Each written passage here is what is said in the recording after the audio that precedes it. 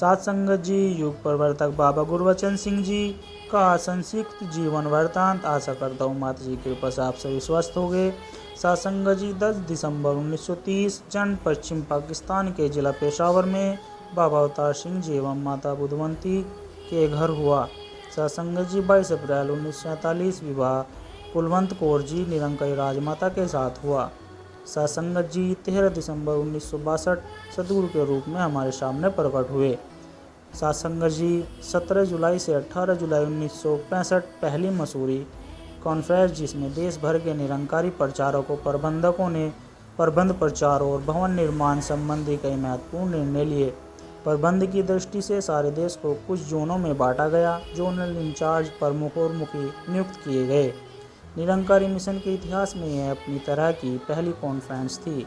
सात संगत जी 3 जुलाई 1967 पहली विश्व कल्याण यात्रा। आपकी विश्व कल्याण यात्राओं का यह सिलसिला 1977 तक चलता रहा। सात संगत जी 17 सितंबर 1969 युग पुरुष बाबा अवतार सिंह जी ब्रह्मलीन हुए। आपने 17 सितंबर के दिन को कोई महत्व न देते हुए प्रतिवर्ष 15 अगस्त का दिन प्रेरणा दिवस के रूप में मनाने की घोषणा की। सात संगत जी 27 अक्टूबर से 30 अक्टूबर 1972 संत निरंकारी मिशन का सिल्वर जुबली संत समागम। निरंकारी भक्तों ने इस 4 दिवसीय समागम में आपको तथा निरंकारी माता जी को करेंसी नोटों से तोला। आप द्वारा समस्त धनराशि समाज कल्याण के कार्यों के लिए अर्पण है।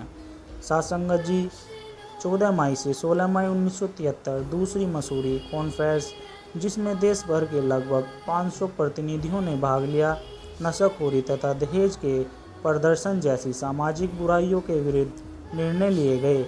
निरंकारी आचार संहिता का निर्माण हुआ युवाओं के लिए।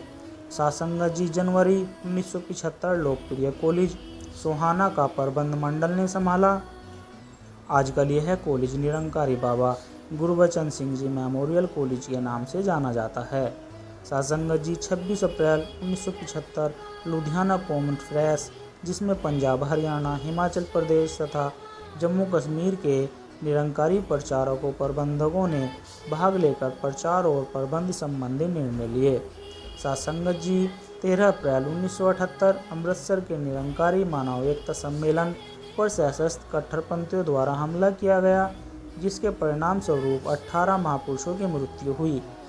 अकाली सरकार का दमन चक्र और बाबा गुरबचन सिंह जी सहित 66 निर्दोष निरंकारियों भक्तों पर मुकदमा हुआ। सात संगत जी 26 सितंबर 1978 सशस्त्र कट्टरपंथियों द्वारा कानपुर के निरंकारी सत्संग भवन में हो रहे सत्संग पर प्राणघातक हमला हुआ, जिसमें 6 महापुरुषों की मृत्यु हुई। देवायोग से हमलावर आप तक नहीं पहुंच सके। सात संगत जी 12 फरवरी 1979 कार्यकारिणी समिति के सदस्यों की 7 से बढ़ाकर 13 कर दी गई। 5 सदस्यों की संख्या की एक कार्यकारिणी समिति का निर्माण।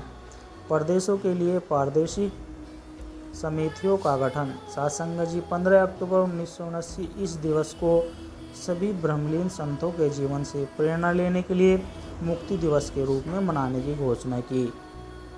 सात संगत जी 4 जनवरी 1980 करनाल के सेशन जज द्वारा सभी निरंकारियों को बाइज्जत बरी कर दिया गया।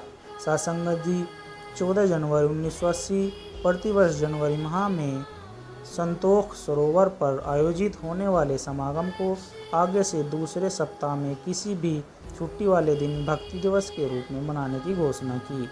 सात संगत जी 19 मार्च 1980 दुर्ग में कट्टरपंथियों द्वारा एक और हमला हुआ, जिसमें एक बहन शहीद हो गई। संयोगवश आप उस कार में नहीं थे। सात संगत जी 13 अप्रैल 1980 चंडीगढ़ में पंजाब हरियाणा का मानव एकता सम्मेलन, जिसमें आपने गुरु के शरीर से हटकर गुरु वचन के साथ जुड़ने की प्रेरणा दी, शरीर त्याग का पूर्ण संकेत दिया। सात संगत जी 24 अप्रैल 1980 पहाड़गंज दिल्ली में हुए संत समागम से सत्संग से वापस निरंकारी कॉलोनी लौटने पर हत्यारों द्वारा गोलियों से हमला कर दिया गया और सदगुरु बाबा गुरबचन सिंह जी महाराज ब्रह्मलीन हो गए। 24 अप्रैल को पूरा निरंकारी मिशन मानव एकता दिवस के रूप में मनाता है। सात संगत जी प्यार से कहना धन निरंकार जी। सात संगत जी ये है गुरबचन बाबा जी की जीवनी थी अच्छी लगी हो तो लाइक कमेंट सब्सक्राइब ज़रूर करें।